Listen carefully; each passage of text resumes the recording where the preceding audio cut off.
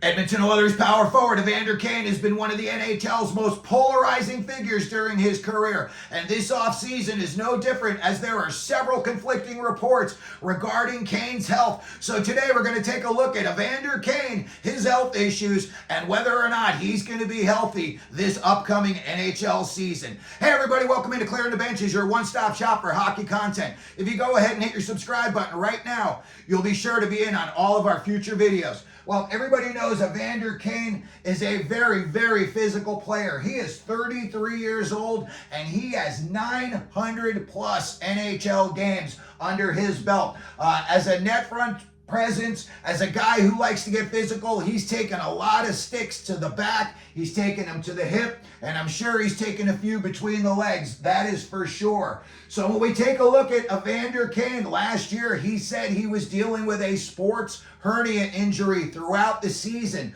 I have a couple of buddies who play beer league hockey, not NHL hockey, beer league hockey. And they both had sports hernia surgery, and they said they were both out on the ice about 2 months later. They said it's a pretty simple procedure, and the recovery time is just around 2 months, and you can be back out and playing. His hip injuries, those are another story, and those could be much, much more serious. There's definitely varying degrees of hip injuries. Some you can just get some physical therapy, and some you're gonna need surgery. So let's take a look at some of the hip injuries he could be dealing with. A hip flexor, that's like you get hit really hard and it's, like a bruise for a couple of weeks. Physical therapy will probably get you through that time, and it's probably something you can play through. It's going to be painful, but you could probably play through it. Then there's bursitis, another thing that's temporary. Anything with itis at the end just means that it's swelling. However, you've got swelling in your hips and you're trying to skate, that is definitely going to be painful. And it's going to be just something that you're going to have in the back of your mind every time you go out over the boards. So again, that's something that is temporary. It's just swelling. They can reduce the swelling. Again, it is very painful to go through. And like I've had it in my shoulder, and if somebody comes up and just taps you on the shoulder, it feels like you're getting hit with a sledgehammer. So it's definitely something that makes you uncomfortable.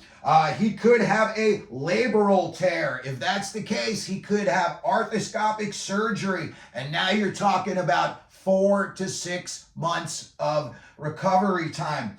Something else he could have is too long for me to try to attempt, and it's just known as FAI, and that is when the ball joint makes painful contact with your hip socket. Again, this would require surgery to correct, and you'd be looking at about 4 to 6 months of recovery time. So, these are all issues they're going to have to say. It's either you're going to play through pain and you're going to be feeling it all year long, or you're going to miss a chunk of time, and then hopefully we get you back healthy.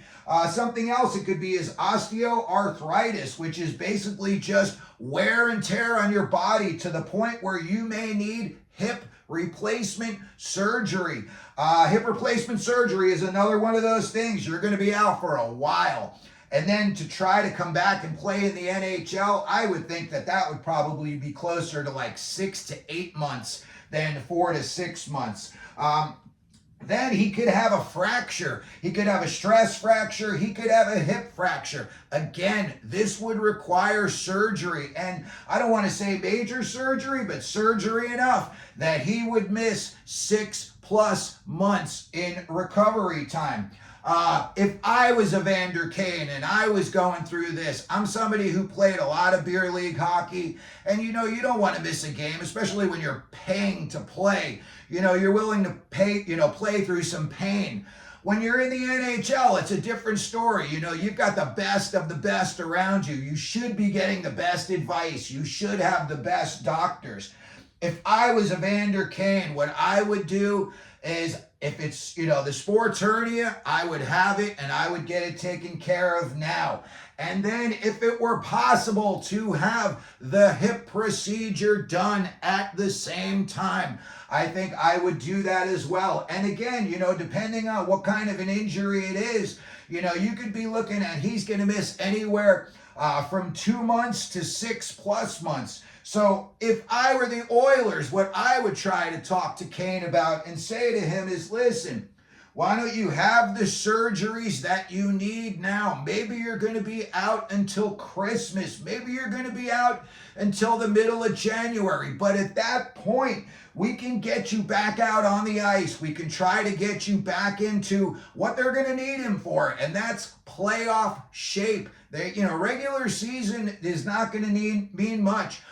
For Evander Kane and the Oilers. They're going to be really just gearing up for the playoffs. So I would think that if it means putting him on the shelf, even for 6 months, that's still a possibility that he's going to come back in March, and you would have 6 weeks of the regular season to try to get him acclimated back to the NHL, speed, the physicality, everything, his timing would be way off by then.